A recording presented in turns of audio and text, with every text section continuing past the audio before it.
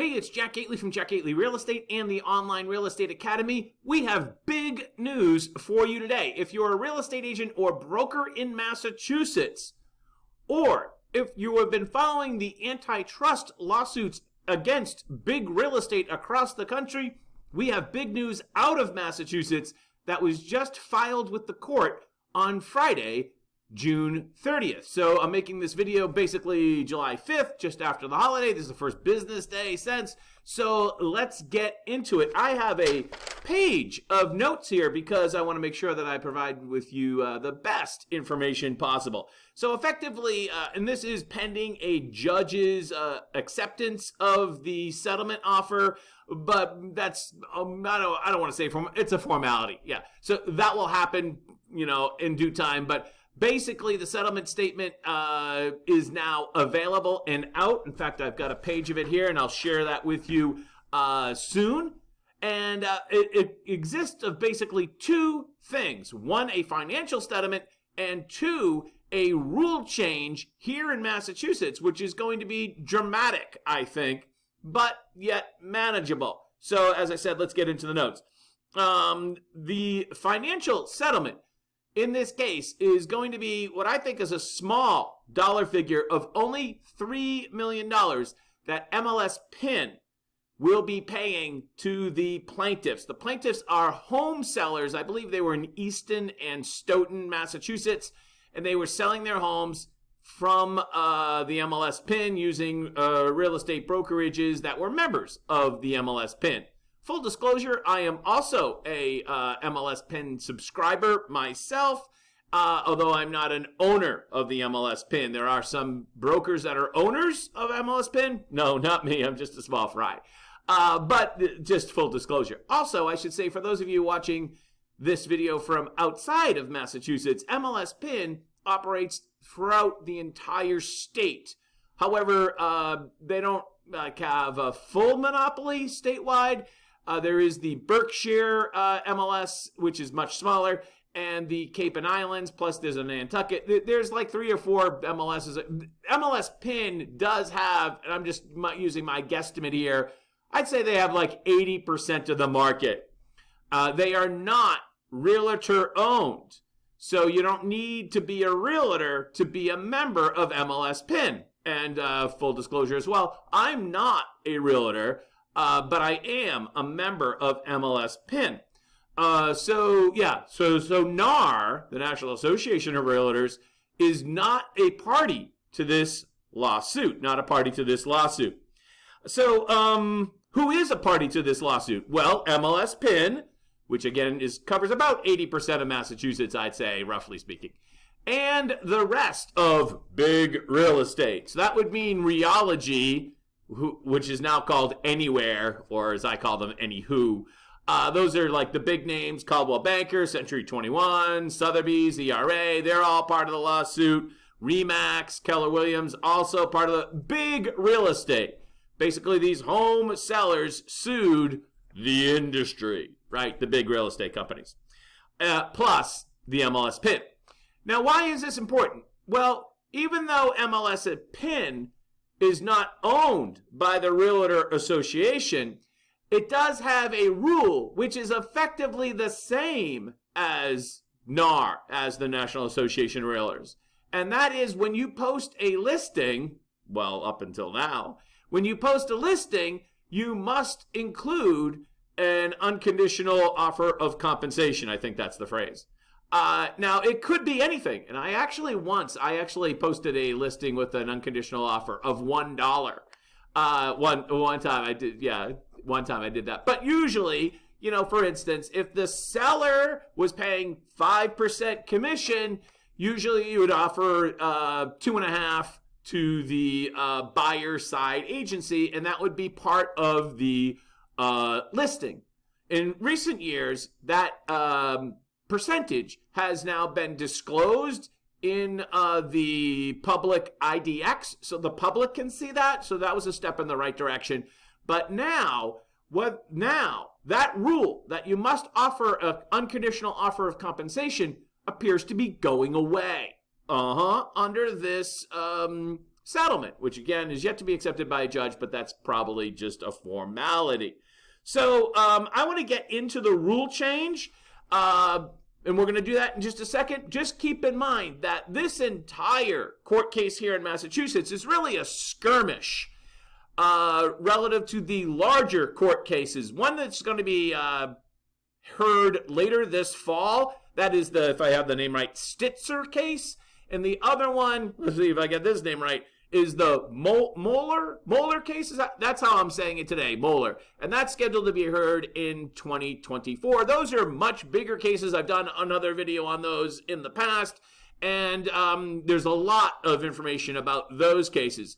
But this case here, that is just being settled with MLS PIN, there's not a lot of information out there. So let's get into the rule change and how it's going to affect people here in Massachusetts. And also, I would say that this rule change or this settlement will probably be used in the larger court cases that I just mentioned as an example about how the industry can work without the required commission cooperation rule. So it's a blueprint, basically. This settlement could be a blueprint on how to settle those other larger court cases. And also, I did mention the $3 million settlement. What's very interesting here is that settlement is only between MLS PIN and the plaintiffs. It does not include the other co-defendants, the big real estate agencies. And out of the $3 million settlement, get this, $1.6 million of this settlement can be used for future legal expenses against the big. It's almost as if they sued, or they found a couple of plaintiffs here in Massachusetts to sue what is effectively a smaller MLS. You know, no offense, MLS PIN, I love you. But they sued them in order to get money to fund the bigger lawsuits, which is, you can understand the irony there. When I say I love MLS PIN, I would just say that, from a customer service point of view, whenever I have an issue with MLS PIN, as a subscriber service, they're pretty responsive. But there is this big issue of antitrust. So let's get right into the new rule, since we've covered the backdrop and the money. So here we go. If finally approved by the court, requires MLS PIN to amend MLS PIN rules and regulations to disallow the allegedly anti-competitive practice by, and quick reminder here, I am not your lawyer. In fact, I am not a lawyer. I was way too smart to go to law school. So if you need legal advice, seek legal advice. I'm not a lawyer. 1. Eliminating the requirement that a seller must offer compensation to a buyer broker. Wow, that is a dramatic change, Jack. So no longer will the seller be required, as is currently the custom through the listing agreement, to offer a buyer broker compensation. Basically that rule that would require you to make an unconditional offer of compensation, that rule is out the window. Goodbye. 2. Requiring the broker for the seller to provide notice to the seller that A, the seller is not required to offer compensation to the buyer broker. So you basically now have an affirmative obligation to inform your seller clients of that. And B, if the buyer broker requests compensation from the seller can decline. So this is going to have to be a new disclosure form and or part of the listing agreement. I think a lot of these details are still yet to be decided, but you're going to have an affirmative obligation to inform your seller of their choices. And 3, if seller elects to make an initial offer of buyer broker compensation and the buyer makes a counteroffer, in other words, something different. I'll give you an example in a minute. Makes a counteroffer that's not exactly what's listed in the listing.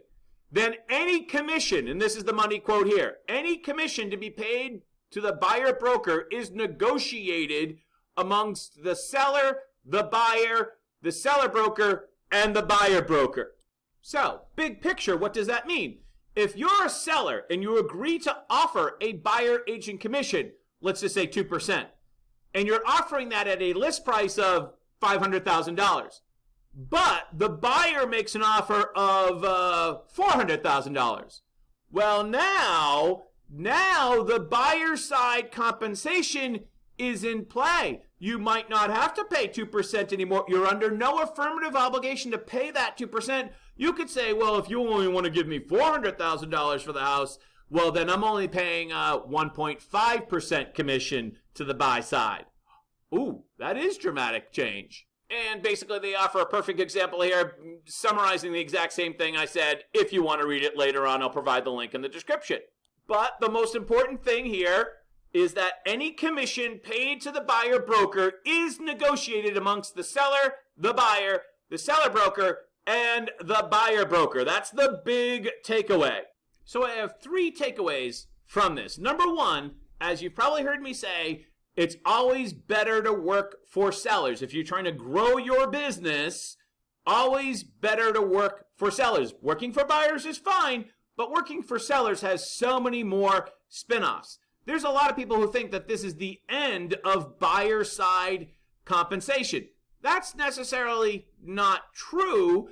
Let's flash back to what I said about that in September of 2022. Let's cut to the videotape.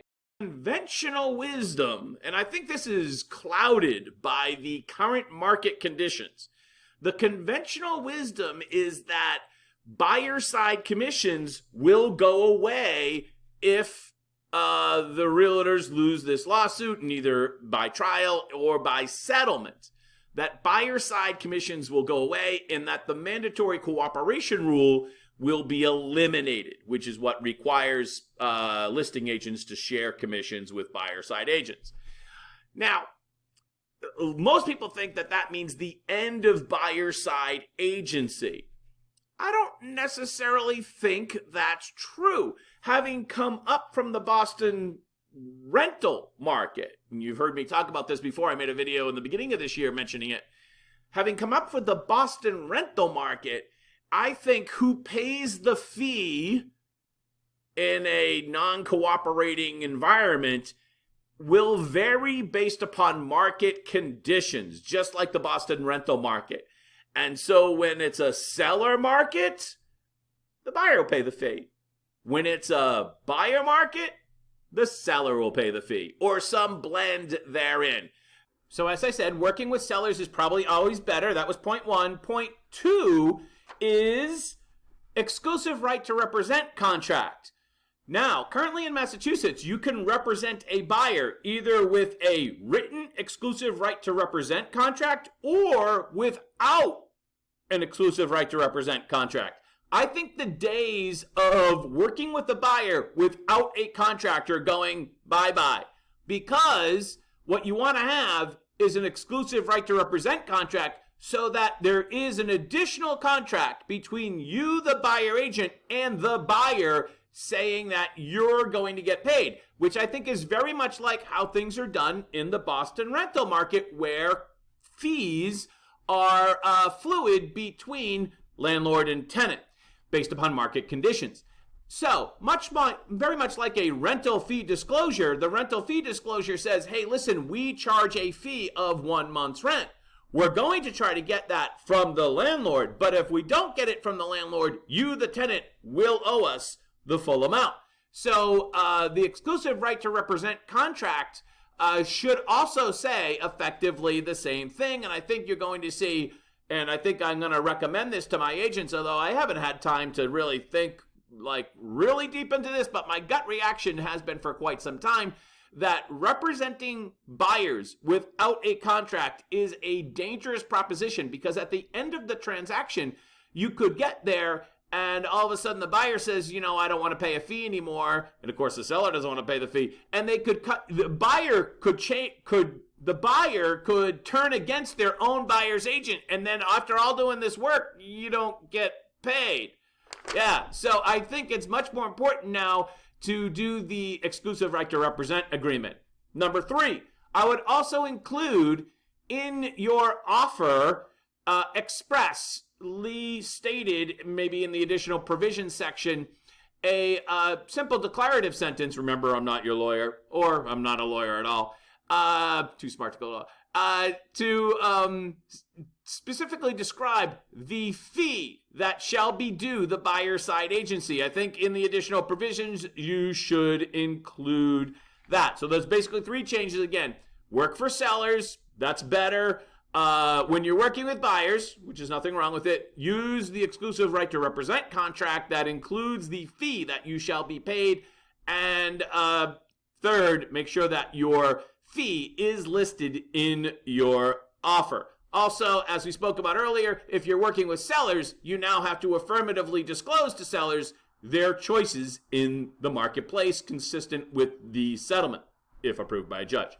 Now, lastly, this information that I'm bringing to you today comes from MLS PIN? No, not really. As a subscriber to MLS PIN, I don't think I've ever received an email from them about this topic. This is a case, this whole antitrust thing, that nobody in the real estate industry, especially big real estate, wants to talk about, right? Because it doesn't make them look very good when you're being sued for antitrust violations. So there's definitely that aspect of it. In fact, I went into my Gmail and searched the plaintiff's name in this case and came up with absolutely nothing. Nobody's ever sent me an email about this topic because, you know, your rank and file agent doesn't know anything about it. Barely I even knew about it. I mean, I knew a little bit about it, but I didn't know the details that I'm bringing to you today until I looked deeper into it. Lastly, big picture here. Here at Jack Gately Real Estate, we're an agency of like 30-something agents. We're a small fry in the big picture here. And I think that overall, these changes are really good for the consumer, both buyers and sellers. Oh, I think some downsides potentially for buyers, but nonetheless, it's disruption. And if you're a small agency out there, you got to realize that the real estate agency, big real estate or industry, is stacked. The deck is stacked for the big companies. And if you're a small independent company, when you have disruption, that always creates opportunity, right? So if you're a small little agency and you can be nimble, you might be in a better position to take advantage of changes in the industry. So I think from a small agency, actually, and from a consumer point of view, I'm pretty happy about this. Lastly, one word of caution. If you're a buyer and you're going to say, hey, you know what? I think I'll just go to the list agent and I'll deal with the list agent and therefore I'll save the money and I won't have to pay a buyer side commission. Wait a second here. Highly likely in the listing contract, the list agent is going to get paid the buyer side. So let's just say there's a 4% commission, 2 of which would have been previously split usually with the buyer side. But if you go directly with the list agent and get advanced written consent for dual agency, then the list agent is going to get all of that 4%, and you're really not going to be saving that money. Plus, you'll have nobody on your side, so to speak, because a dual agent cannot deliver all of the fiduciary responsibilities to you. If they're representing both sides, how can they be like loyal to both, right? Therefore, even though it seems like you're saving the money, you really aren't. Plus, you're getting less representation. Maybe we should make a separate video about that at some day in the future. All right, so I'm Jack Gately. You can reach us at jackgately.com or onlinerealestateacademy.com. You have a great day. Looking forward to your comments. Bye-bye.